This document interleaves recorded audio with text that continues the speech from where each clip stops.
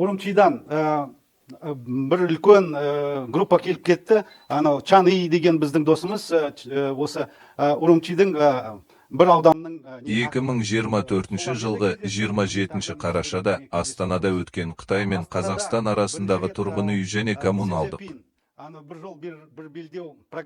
шаруашылық құрылысы саласындағы ынтымақтастық жөніндегі кеңес екі ел арасындағы әріптестікті нығайтуға жасалған маңызды қадам болды. Ынтымақтастық жөніндегі кеңес екі ел арасындағы әріптестікті нығайтуға жасалған маңызды қадам болды. Визуалды және гуманитарлық ғылымдарды зерттеу институты мен Шыңжаң Орталық Азия желісі компаниясы сауда, технологиялар алмасу және бірлескен жобаларды іске асыру үшін платформа құрды.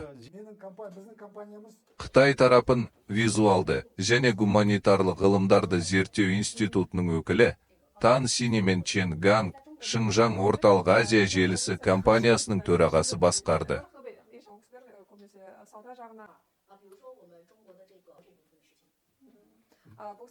Азамат холдингінің төрағасы Тұрсынбек Өмірзақов басқарған қазақстандық тарап қытайлық серіктестерді құрылыс және коммуналдық қызметтер саласындағы мемлекеттік саясатпен егжей-тегжейлі таныстырып, шетелдік инвесторларға арналған преференцияларға назар аударды.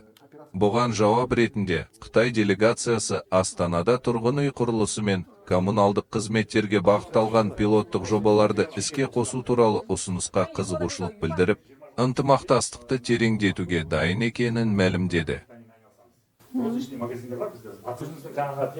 Кездесу барысында бірлескен бастамаларды іске асыру үшін заңнамалық жағдайлар мен мүмкіндіктерді нақтылауды қоса алғанда, болашақ келіссөздер үшін негізгі бағыттар әзірленді.